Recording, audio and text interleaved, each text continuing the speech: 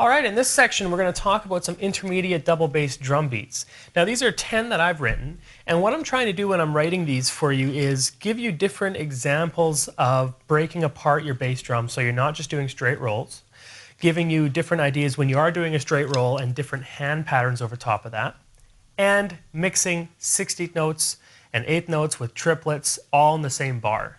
Once you start mastering that, it's really, the doors open up. You can play a lot of different beats. You can play a lot of different variety of music just by learning these concepts. And that's what I've tried to do when I've written these beats for you. So let me explain a few of them for you, and then we're just going to go in, do all 10. So the first thing you're going to realize is that beat number 2 has both 16th notes and 16th note triplets. And this is a great exercise that I like to do just for practicing, let alone playing in beats and stuff like that. What I do is I'll transition from playing the 16th notes into the 16th note triplets and try to make it sound smooth and seamless. That's what this beat is going to do for you. It's really cool. Count it out first, trying to get that triplet feel. One thing you're going to notice, and one thing that I've noticed when I've been playing these beats, is that your right hand is going to keep the pulse. That is key. So don't try and speed up when you're playing the 16th note triplets. Remember, it's the same tempo. Keep your pulse with your ride cymbal or your hi-hats, whatever your right hand's doing, and that goes with every kind of notation value. If you're playing 8th notes to 8th note triplets, 8th notes to 16th notes, a lot of people tend to speed up. Don't do that. Keep the same tempo, play with a click, and keep your right hand keeping the pulse, whether it's on the ride cymbal or the hi-hats. On beat number 2, it's on the ride cymbal. So that's number 3. Now let's keep on moving.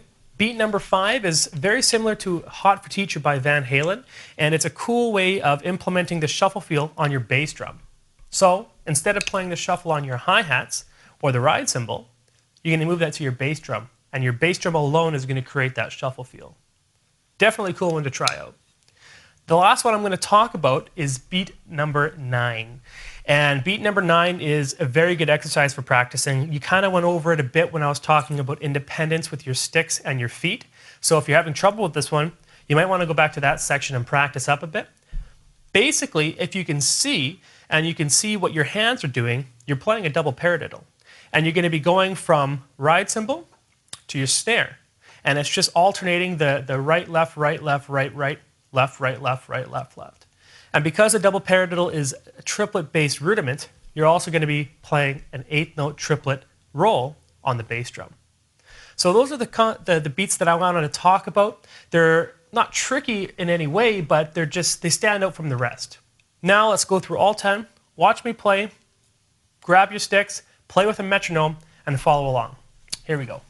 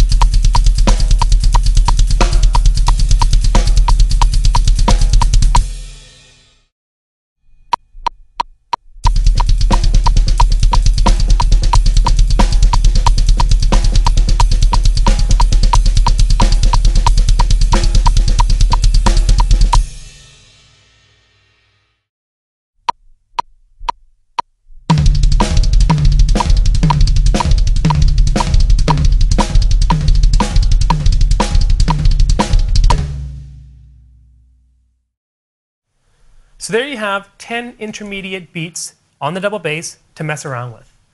Take some inspiration from them, learn the techniques that I'm using in order to play these, and then you can make your own, very similar, break them apart. Most of the songs you're going to listen to, whether it's Metallica, whether it's Dream Theater, whether it's Slayer, all these songs and all these patterns that these guys play are all based off of these techniques that we're teaching you. So the ones that I've showed you here, all 10, don't just play these ones, morph them a bit. Add in some extra notes, add in some crashes, speed them up, slow them down. There's one more thing I wanted to talk about that I didn't mention before, and that's on beat number 5. You'll notice that I picked up to the beat with my right foot. If you look at the pattern, you'll notice that it starts on your left foot. This might be a bit tricky for some drummers to do. So what I did was I started the shuffle on the measure before, as you can see the way I play it. Try that, it'll probably be easier for you, and I'll see you on the advanced lessons.